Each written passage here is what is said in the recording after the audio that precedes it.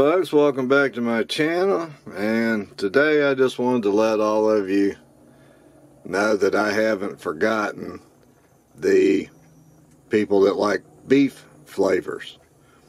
So for all you beef eaters, and I'm not talking about the gin, I'm talking about people that like to eat cows, today I'm going to bulk up this steak and potato and try to kill some of that salt.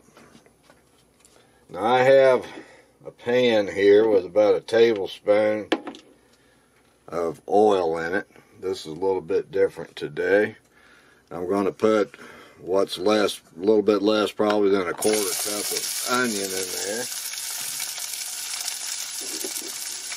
And I'm going to put, call that a half tablespoon of that garlic and oil.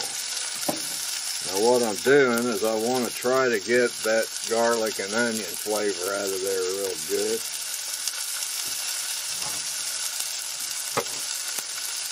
I had my spatula too far from me. Believe me, that garlic, when it hits oil, you can really tell it a lot of times.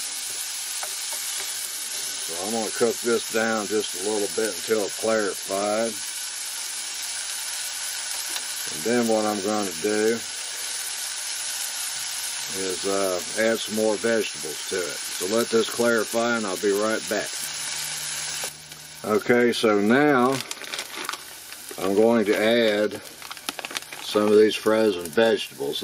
These are just some frozen vegetables I picked up down at Walmart. I really like this brand called Pick Sweet, but they were out of the mixed vegetables that day, so I just got this. No big deal. This has carrots, green beans, corn, and peas in it. And I've added some onion. And I'm going to put about 1.5 cups of these vegetables in here. Frozen. Now I also added something here. I believe that green pepper goes really good with beef and beef broth. So I also chopped up less than 1/4 cup of green beans to go in there. Now, and don't worry about adding water at this point. You're not going to blow yourself up. The cold frozen vegetables are going to make this a safe thing to do. So I'm just going to put about 1/2 cup of water there. I have some water back in case I need some more. I'm going to stir this mixture.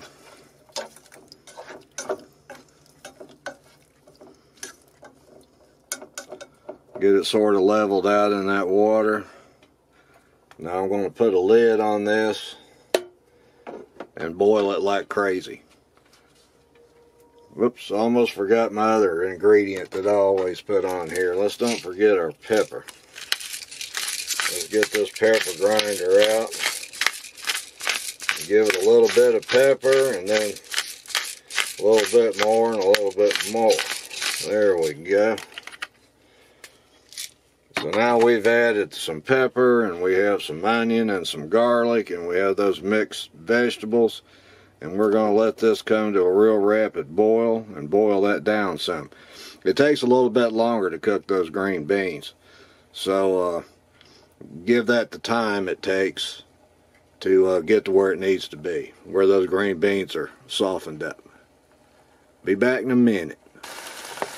Okay, we're back. I cooked this down now. That water's almost gone, as you can tell. The beans are softened up. Now I'm going to add this beef stew, or beef soup into here. Let's get it right. Steak and potato. Okay, let's take that and stir that all together.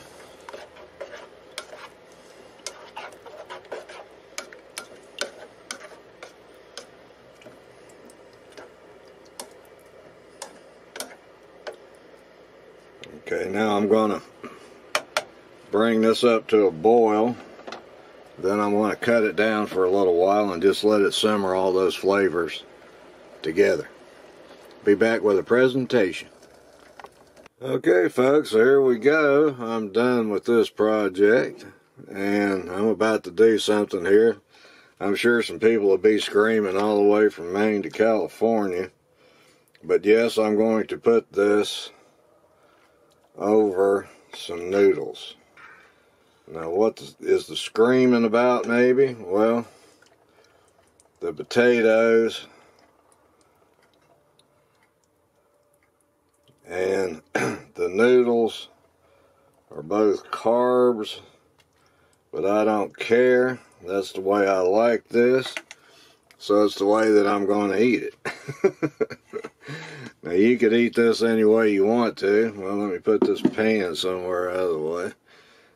You could eat this any way you want to, but this is one way that I like to do it.